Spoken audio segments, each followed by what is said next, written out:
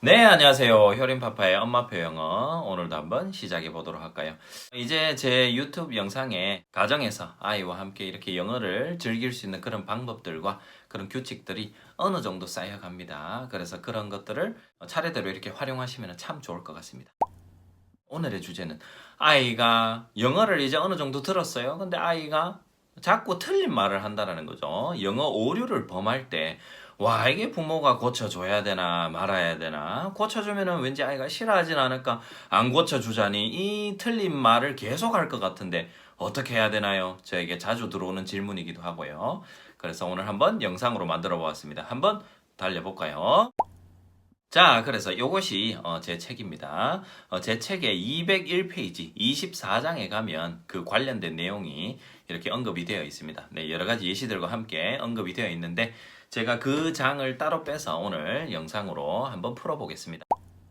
신기하게도 아이가 우리말 오류를 범하면 크게 우리 부모가 개의치 않아요. 우리가 우리나라 원어민이라서 그럴 수도 있지만요. 우리말로 아이가 오류를 범하면 우리 부모가 크게 개의치 않아요. 그냥 이렇게 뭐 어차피 수정이 되겠지. 이렇게 너그러운 마음으로 아이의 오류를 인정해주고 그냥 그 대화를 이어나갑니다. 특히 뭐 이렇게 지적해 주시는 분들도 있지만 아니신 분들도 참 많잖아요. 그런데 특이하게 영어 오류를 아이가 만들어내면은 꼭 그게 귀에 거슬린다는 것이죠. 왠지 이걸 고쳐줘야 될 것 같고, 이 부모가 참지 못하고 고쳐주는 경우가 참 많습니다. 많고요. 또한 영어 오류가 이렇게 아이 입에서 나오면 그거를 너그럽게 부모가 심리적으로 받아주는 그런 자세를 가지기가 참 힘듭니다. 우리말도 그렇고 영어도 그렇고 똑같은 언어인데도 불구하고 영어라서 그런 것 같아요. 외국어라서 괜히 조금 더 우리가 예민하게 반응하는 것은 아닌가라는 생각을 해봅니다. 원래 영어 및 우리말을 포함해서 언어는 오류를 통해서 습득하기 마련입니다. 어릴 때 그 발음상의 오류일 수도 있고요. 어휘를 잘못 이야기할 수도 있고요. 어순을 잘못 이야기할 수도 있고요. 문법을 이렇게 엉터리로 말을 할 수도 있고요. 그런 것들을 통해서 아이들은 언어를 급격하게 이렇게 습득을 하게 됩니다. 그렇기 때문에 오류라는 것은 언어 습득에 있어서는 어찌 보면 필수적인 것이라 할 수 있겠죠. 오류를 만들어내지 않고 언어를 습득하는 사람은 사실은 없다고 볼 수도 있는 것이죠. 아이가 영어 오류를 만들어냅니다. 그런데 그 이전에 부모 입장에서 꼭 알고 있어야 될 것이 있습니다. 그게 뭐냐면요. 아이가 영어 오류를 만들어낸다는 것은 아이가 영어로 뭔가 표현을 한다라는 아웃풋을 내뱉어낸다는 것이거든요. 자, 그러면 그 이전에 부모가 꼭 알고 있어야 되는 것은 아이는 이미 영어에 오랜 시간 노출이 되었고 아이가 머릿속에서 영어를 습득하려고 상당한 시간을 보냈으며 상당한 노력을 했으며 그리고 나서 아이 머릿속에서 이렇게 차고 넘치고 많이 듣고 또 들어서 그 다음에 입으로 나올 준비가 되어서 정말 용감하게 나오는 그런 말들이라는 것이죠. 비록 거기에 오류가 포함이 됐을지라도요. 그렇기 때문에 그렇게 아주 용기 내서 아이가 정성스럽게 얼핏 보면은 아이가 뭐 그냥 무심코 던진 말처럼 보일 수도 있겠지만 무심코 던진 말이 어찌 보면은 수년간, 수개월 이상, 수년간 쌓여서 아이가 용기 내서 던지는 그 한마디라는 것을 부모가 꼭 알아야 된다는 것이죠. 그럼 거기에 그렇게 해서 아이가 용기 내서 던졌는데 부모가 이거 틀렸어. 그건 그렇게 하는 게 아니야. 라고 말을 한다면 아이 입장에서는 자칫 어떡하지 내가 이렇게 준비해서 혹은 이렇게 내 머릿속에서 생각해서 내가 영어로 한번 했는데 엄마가 나에게 틀렸다고 하네.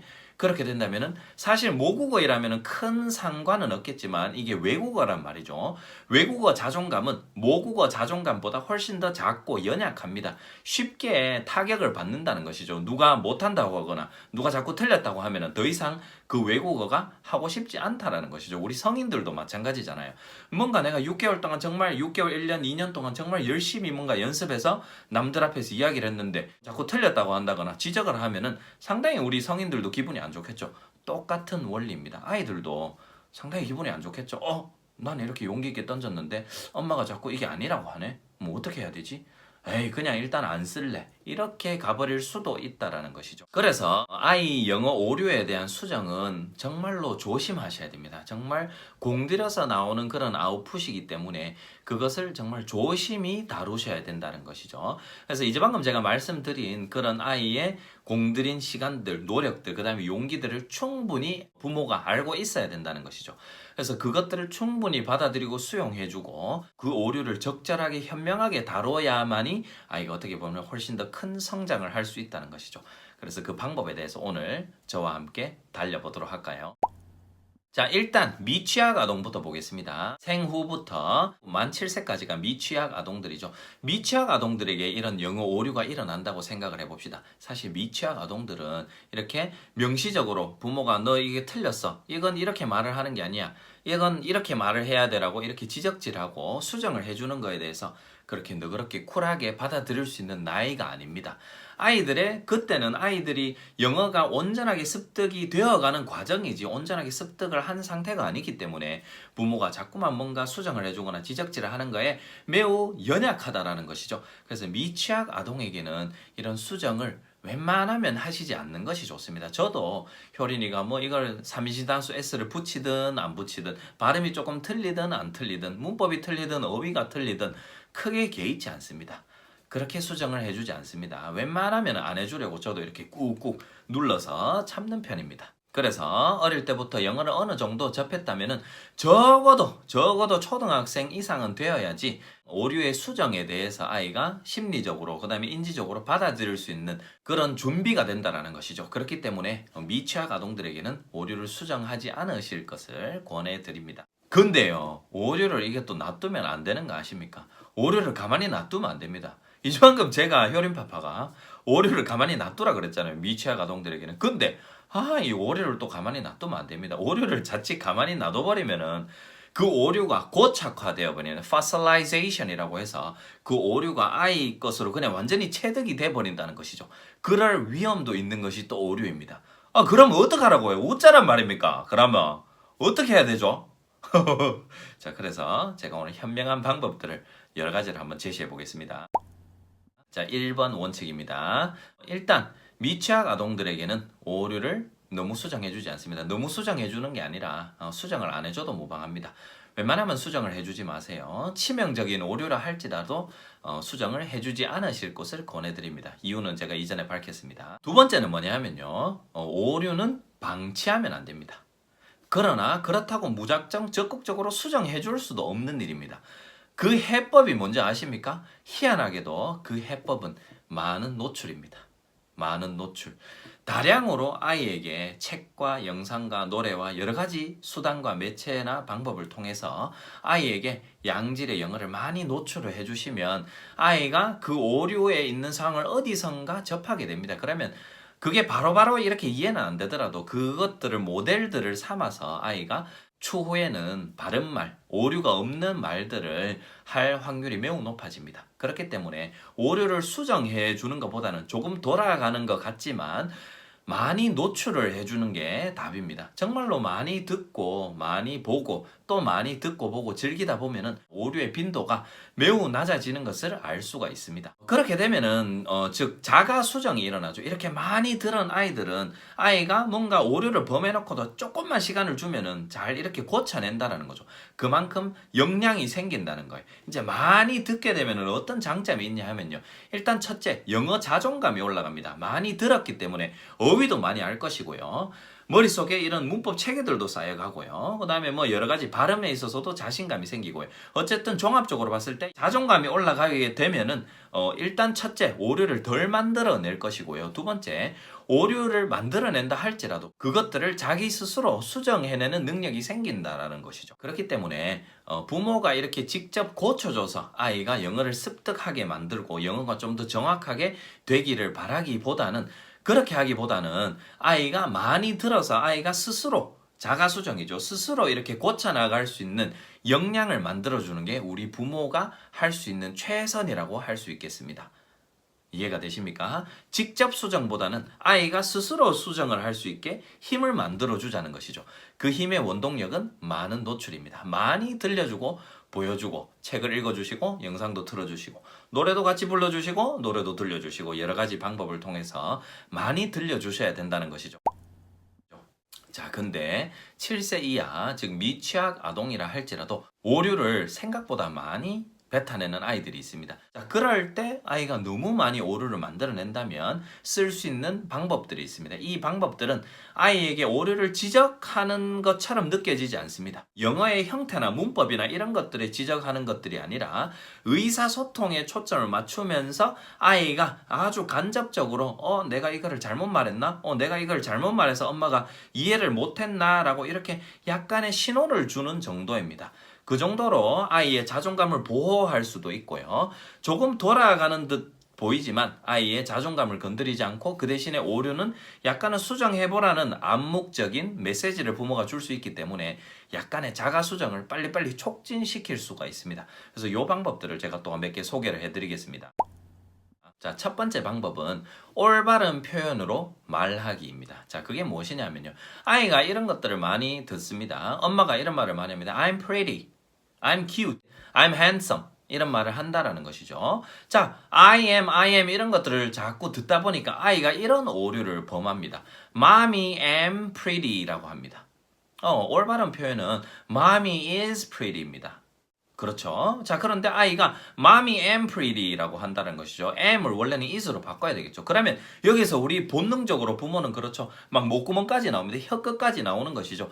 효린아, 그렇게 하는 게 아니야. Mommy am pretty라는 말은 없어. Mommy is pretty라고 해야 돼. 라고 말을 해주고 싶지만 이렇게 말을 하게 되면은 아이는 이때까지 많이 들었던 것을 통해서 Mommy am pretty라는 비록 오류가 있지만 그런 말을 했는데 엄마가 갑자기 엄마 아빠가 틀렸다고 하니까 상당히 속상하다라는 것이죠. 그럼 영어 자존심에 스크래치가 날 수 있게 되겠죠. 자, 그럴 때 쓸 수 있는 방법은 올바른 표현으로 자연스럽게 말씀을 하시는 것이죠. 어떻게 하냐면요. 그럼 이제 아이가 오류를 범합니다. Mommy am pretty라고 한다는 것이죠. 그러면 wow, 효린아, thank you for saying mommy is pretty.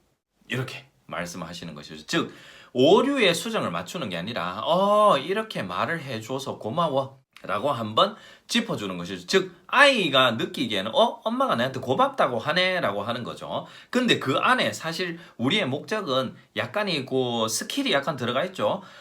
올바른 표현으로 한번 말해주긴 했어요. 그러나 아이에게 너 이거 틀렸어 라고 말은 하진 않았어요. 아이가 느끼기에는 thank you for, thanks for 이 들어가 있기 때문에 아이는 고맙다고 감사의 인사로 느끼기 마련이라는 것이죠. 근데 그 안에 mommy is pretty, thanks for saying mommy is pretty 라고 하면 아이가 어찌 보면 자연스럽게 모델이 되는 문장을 들었기 때문에 아이의 영어 자존감도 보호할 수 있으면서 영어의 모델이 되는 문장도 제시를 해줬기 때문에 다음번 혹은 다다음번 혹은 다다다음번에는 제대로 말을 할 확률이 있다라는 것이죠. 자, 그런데 이 방법에는 약간의 단점이 있습니다. 단점이 있죠. 어떤 단점이냐 하면 명시적으로 mommy is pretty라고 해야 돼 라고 하면 아이가 빨리 캐치나겠지만 영어에 대한 흥미나 자신감은 확 떨어질 수가 있죠. 그러나 제가 이제 방금 말씀드린 방식대로 올바른 표현으로 다시 말하기를 하게 되면은 사실 이게 간접적으로 아이에게 오류 수정하는 방식이다 보니까 여러 번 해야지 아이가 오류를 고치라는 그런 메시지로 인식을 할 수 있다라는 것이죠. 그렇기 때문에 바로 수정이 일어나지 않을 수도 있다라는 약간의 함정이 있지만 그래도 여러 번 활용하시다 보면은 아이가 그것을 모델로서 받아들일 수 있게 됩니다. 그래서 사실 이 방법은 제가 아주 많이 쓰는 방법입니다. 몇 살부터인지는 모르겠지만 아이가 말을 하기 시작하면서 오류를 당연히 많이 만들어냅니다.